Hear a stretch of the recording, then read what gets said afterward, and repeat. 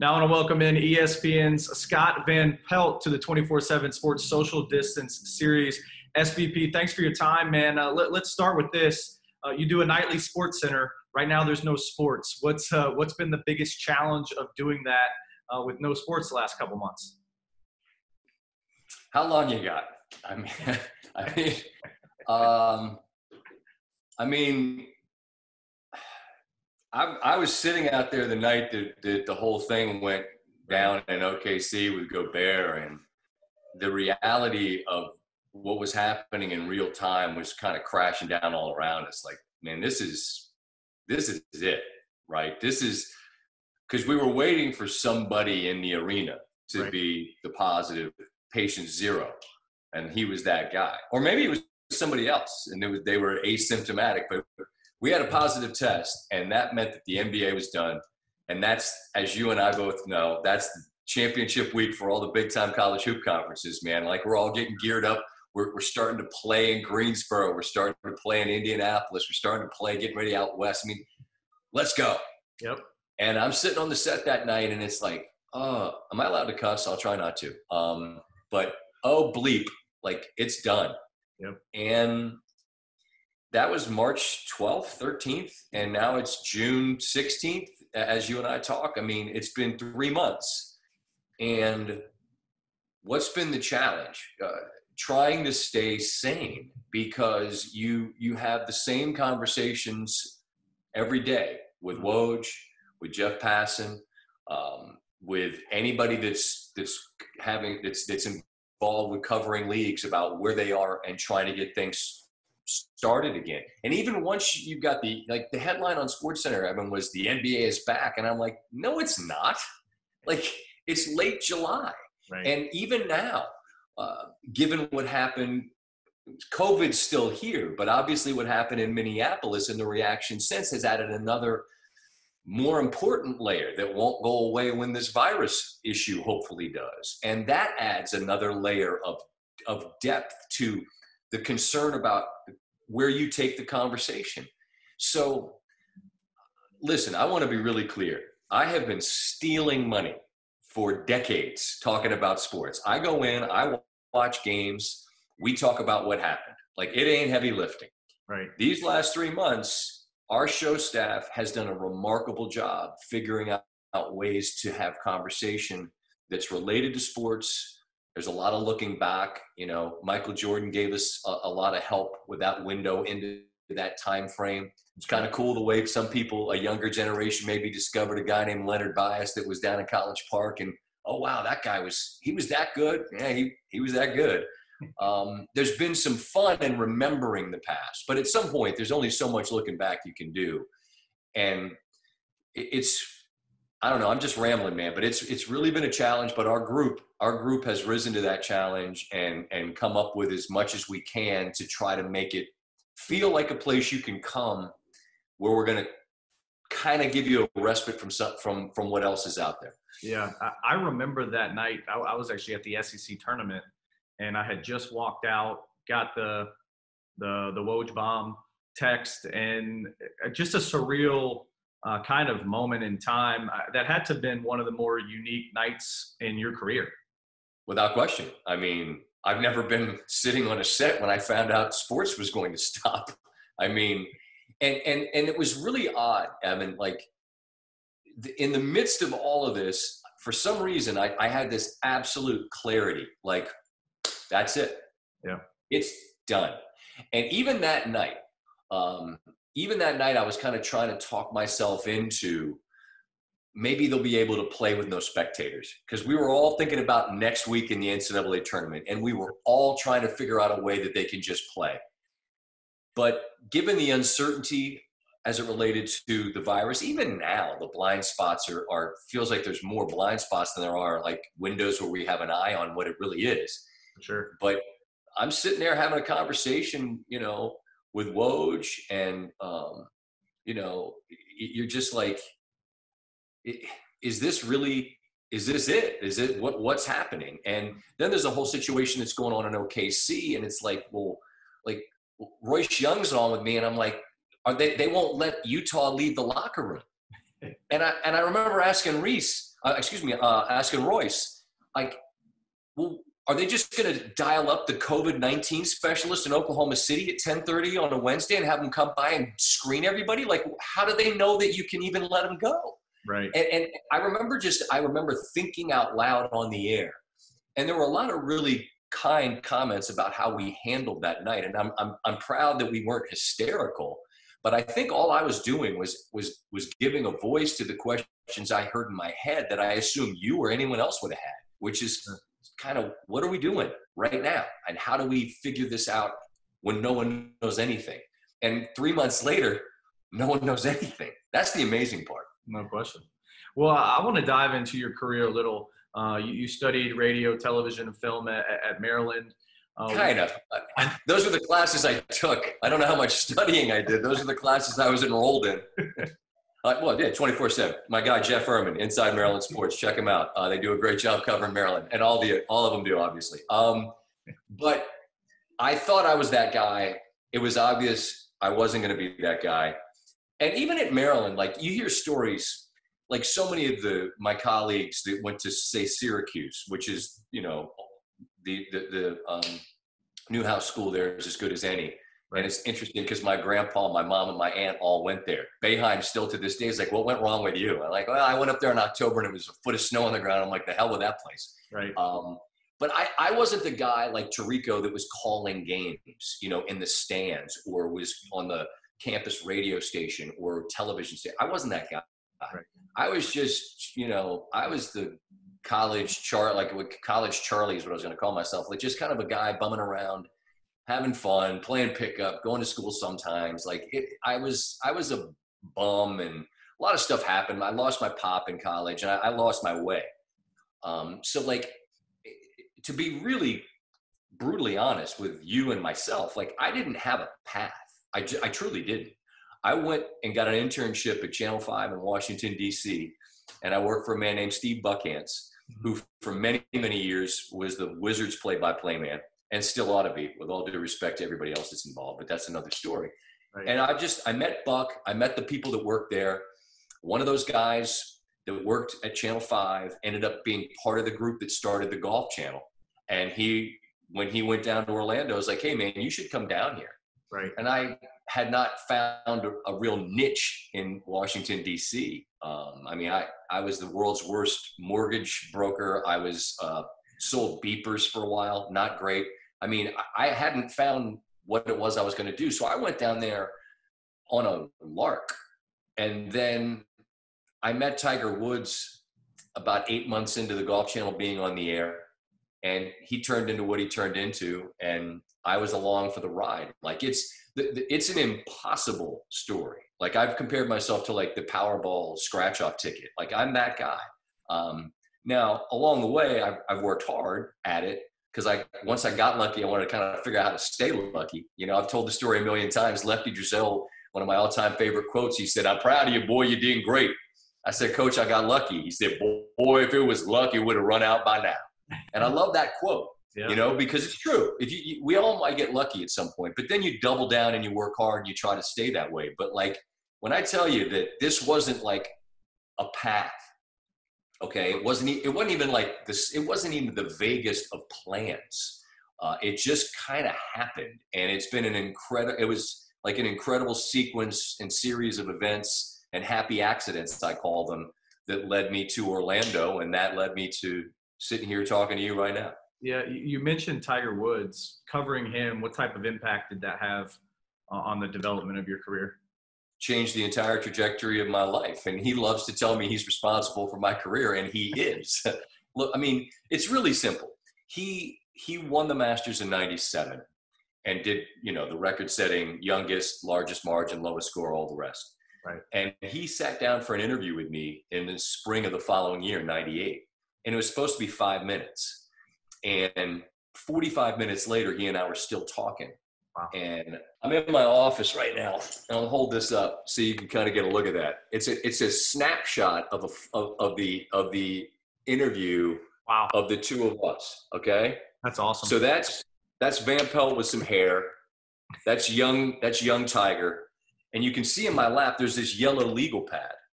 And I had basically every single thing that happened in 4 days of the Masters written down. I was ready for whatever he was ready for. Right. But again, I thought it was going to be 5 minutes. And so it was clear he was ready to go. We started talking and he was into it because he hadn't really gone through it. Right. And that interview put me on the radar because I got what no one else got, which was that from him. Access. And what's cool is that Jimmy Roberts, another Terp like me, was at ESPN at the time. He left in the year 2000 to go to NBC. And now ESPN had this vacancy. And remember 2000, that's when Tiger was playing some pretty decent golf. Right. And ESPN was sort of in need of a guy that could be on that beat, among other things. And I was like, I'm over here just kind of knocking around at the Golf Channel. I was happy there. I just stayed there forever. Right. But they called, and I can show you another thing. And this is harder to see maybe, but in this, there's a Post-it note on my desk. I've talked about it a million times. If you can read it, it says, "I will never work at ESPN." Wow. I wrote that when I was at the Golf Channel. And a guy there's like, "Oh, you're just going to end up at ESPN." And I was like, "I'll never end up at ESPN." And it was a defense mechanism because I said that like I didn't want to do it or I wouldn't go there, but I didn't believe I was that. I felt like a fraud. Like I wasn't classically trained. Like why would they ever want me? Like, you know what I'm saying? I didn't think I was good enough. Like and so I keep this. A little? Say again? Reverse psychology a little? Maybe. I think you just kind of just created to protect yourself. Like if it didn't happen, it's because I didn't want it to. You know what I'm saying? Yeah. But I keep it on my desk and I look at it every day, intentionally or unintentionally, as a reminder. Like, don't put up barriers in your own way. Right. That might prevent you. That was 1996. Okay. It's 2020. And I've spent 20 years doing the thing I said I wouldn't do. And it has, it's worked out, fairly well. Yeah. So I think it's just a good reminder to myself, and I share it with people because I would want them to think in that same vein. Life's hard enough, without putting obstacles in your own way that you were placing there, because you never know what the path, where it's going to lead. And literally, like it's wild to sit and like, I don't have a bunch of stuff, but I keep this picture of Tiger because like that day was an important day and what ended up happening in my career. You mentioned that you were at the Fox affiliate and then the Golf Channel, I think for 5 years. And sounds right. What's the biggest lesson that you learned from your time at those two places that really helped develop your ability to be so comfortable on camera and just kind of develop your personality on camera? Just be yourself. Be yourself. It was like, I think maybe because I hadn't come from it's one of my favorite things to tell people at the Merrill College of Journalism that like, I gave the commencement address there and I said, you're getting ready to take advice, career advice from someone who couldn't get into the college you are graduating from.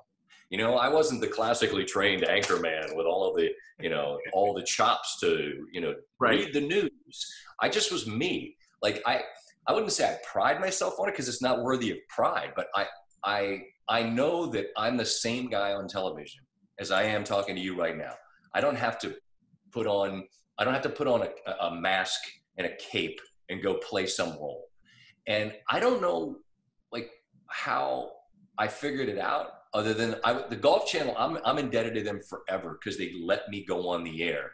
Right. And I always say the same thing. Like they sent me out to be a reporter at the 95 NCAA championships where Tiger was a freshman at Stanford.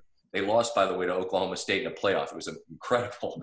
But like, I was no more a reporter, Evan, than I was an astronaut. Okay. But they sent me there and they let me figure it out. Right. And by allowing me to figure it out on a channel that didn't have a massive audience, but was growing and has obviously become what it's become, it gave me the freedom to just be me and realize that was all I had to be, right? I didn't have to try to be something else. I didn't have to try to be more polished. I could just be me. And that's the lesson I think that anybody doing what we do has to try to hang on to. Like the reason that you get along and have the kind of contacts and connections you have is because you're you. And Right. people know that who they see and who they're talking to is who you are.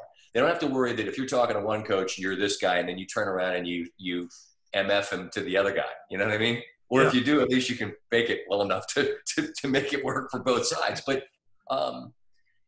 there wasn't like a seminal moment necessarily. It was just I'd watch myself.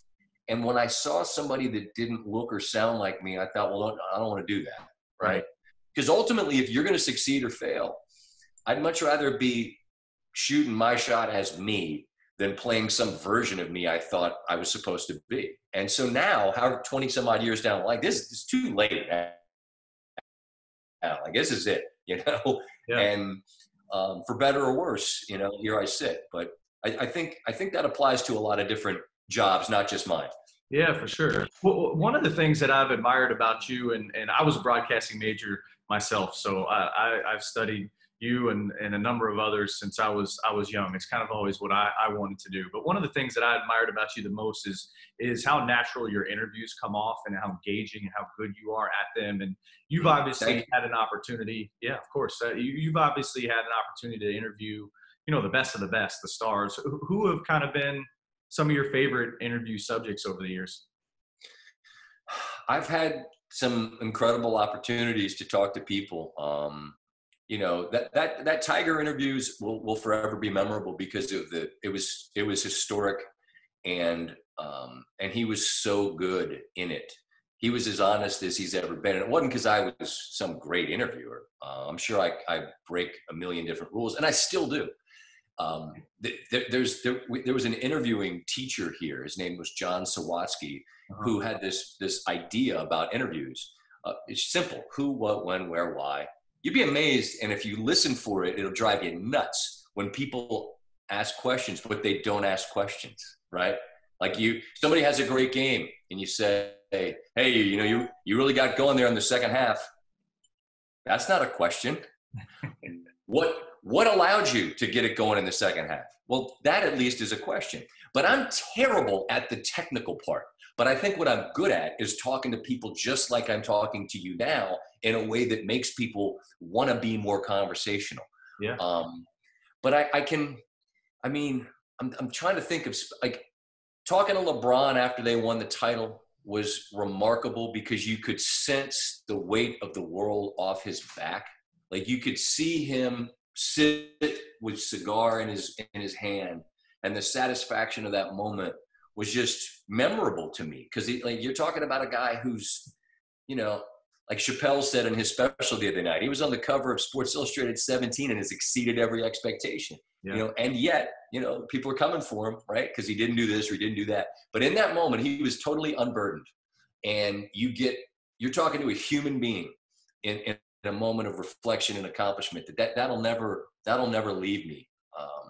I had an opportunity that was totally unrelated to sports to sit down at a private function in New York City and talk to Bono of U2, which was pretty mind-boggling because it's Bono. And he said some very kind comments at the end about how much he enjoyed the conversation. He was concerned it was going to be a chore, but he said that he's like, "You're really quite good at this." I'm like, "Well, that's kind. I mean, I kind of talk to people for a living." But I think that what you know, given the seriousness of the moment right now and what's going on in the country and what people keep talking about is listening. And it's important to do that in life, but it's imperative to do that if you want to have interviews with people. Because if I go into an interview and I've got 2 or 3 questions I've got in mind, but that second question I ask you and you tell me something profound or deeply personal, well, that opens a door that I didn't even know to knock on. Well, now I've got to follow through that door. And they're like, "Well, wait a minute. What happened or why?" You know, right? And the best questions, like Dan Patrick, he's brilliant because he asks short questions. Howard Stern's brilliant because he listens and he has a disarming way of putting somebody in a place where they're willing to share vulnerable kind of things. I think there are many different people that you can watch and learn from what makes them good. I ultimately just have to be me and trust that the way that we talk to each other will make you feel like you can talk to me. For sure. the ESPN is such a massive platform, and you mentioned some of the guys that you've worked with, you've studied. I'm curious whether that be a reporter, a co-host. Is there anybody at that organization or a different organization that you have looked up to in that regard and studied and really enjoyed and respected? It's countless. It's countless. You watch the genius of a Tom Rinaldi, his ability to evoke feeling. My colleague Rich Lerner at the Golf Channel, equally skilled in terms of with the pen in his hand, so to speak. Right. Mike Rico is just, he and I have this, we're very similar in our ability to have categoric recall of things that are useless, but might actually be useful in a certain situation. But Mike, I believe, is peerless when it comes to something stupid happens at St. Andrews, a ball gets hit in a bush, and immediately he knows the rule. I'm thinking, we got to call in our rules official. He knows the rule. It blows my mind the aptitude a guy like that has in that moment. I think a guy like Marty Smith, who he's been kind to say nice things to me. I feel like his sincerity and his ability to deliver that sincerity is just noteworthy. But I mean, starting to name individial people, I mean, I could, it's an endless list of people. You know what I mean? Yeah. Sure. We did this thing from the vault last night, and we had Linda Cohen from 2001. Linda Cohen has been like an OG at ESPN for a quarter century and like still doesn't miss a beat. I think the ability to maintain your passion and your enthusiasm for it over the course of time. Again, I'm inspired by so many different people. Getting to sit next to Stewart all those years. And it wasn't that many, but like, it was back, Maryland was in the ACC, he was Carolina, so we had this fun, natural rivalry. And then we had a really cool, like, rivalry on the set. Dan Patrick's talked about it. Like, there's an ego involved in this. Like, he can go, right? So, like, it's probably like playing basketball, right? All right? Like, if this guy is going to get 25 on me tonight, I'm not trying to score 3. All right. I want to make you guard me tonight. I'm going to try to up the ante. And it's not about like a cool catchphrase. It's about like finding a stat that no one knew, or how you write something. Like that's what people missed about Stewart is, yeah, sure, there was plenty of icing, but there was a whole lot of cake, man. There was a lot of substance to what he did. So the beauty, I guess what I'm saying, Evan, is that it's an endless list of people who I watch or read, and I'm just blown away. Like if I read a Wright Thompson piece, I just think I'm so glad I don't have to write for a living, because I would read what he does and just go, well, I'm not doing this because I can't do that. Right. You know what I'm saying? No question. He's awesome. Well, I wanted to shift gears before I let you go. Please. You and I have talked recruiting over the years. I know you follow 24/7 Sports. I know you follow Inside Maryland Sports. Where did kind of your passion and love for recruiting come from? I think I don't know why you wouldn't pay attention. Right. Like if you love, okay, I grew up in Cole Fieldhouse at Maryland, and I grew up in what was then known as Bird Stadium. I'm going back in the day, man. Jerry Claiborne, ACC wide tackle 6, man. It was back in the day. And if you follow your teams and you're interested in like how they're going to do well in college athletics, it's who's coming in. And the old line is that recruiting's like shaving. If you don't do it every day, you look like a bum. And so somewhere along the line, and I mean, I'm going to give a shout to a competitor, but it's a friend. It's Mike Farrell at Rivals. He worked at ESPN, and I got to know him. And so I follow all the sites just because there are people that do good jobs, just like there's people that do good jobs at every network. Of course. There are people that have good sources and do a good job covering these things. And so over the years, I've paid attention. It's funny. I used to joke about how if you were in one of the chat rooms on a board, like you felt like this loser. And then Twitter became the world's chat room. And you realize that all the people that were those, the troll commenters that you'd read on these boards, like now they just found a different home. But I don't understand why you wouldn't pay attention if you wanted to know who might be, coming to your school in the coming years. And I mean, as you get to know people in the sport, you get to know the coaches, your need for, not to say that following someone like you, like I don't need to do it, because you're going to hear things that the coaches maybe get told that isn't true, Right. But parsing out the truth from the reality, like I have more access maybe to the information, but I have access to the information they're getting. You have access to the information everybody's getting. So I just find it endlessly fascinating. I don't think have done the world favors necessarily by turning these moments into these televised things that turn 17-year-olds into this, like the thought that they've made it. Right. And when I've had the occasion to talk to these young people, I say to them, listen, don't let this be your high watermark. Like, you just signed to go to college. And then when those guys leave college, I'll tell them again, well, now you got to double down and triple down on the work, because now's the chance to realize the dream, right? Create generational wealth. Like, you can't think that like the night you sign your LOI or the night you sign your first contract is when you made it. No. You made it when you signed that second deal. And then that third, like, you max out, because that's at each level. As you know, that pyramid, man, there's fewer and fewer spaces on those ledges. So, it's interesting to meet the kids along the way. Now I have to recuse myself and just step back. And when you cross paths with a kid, all I ever say is, hey, make this process work for you. Find a place that's going to care about you. The best advice you're going to get is from somebody that has the least to gain from what you do. And, get every bit of that free education you can, because someday you're going to be old like me, and it's going to happen faster than you can believe. But, no one's listening, because everyone thinks they're going to be LeBron James, and I get it.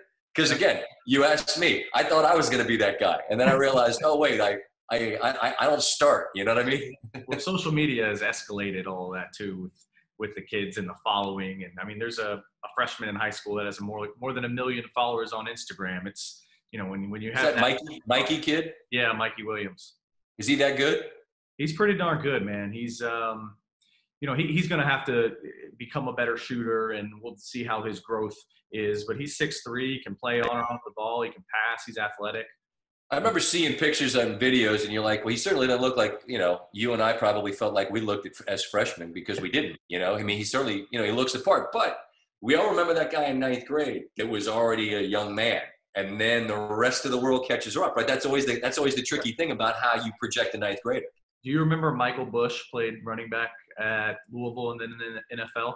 So I played freshman high school basketball with him.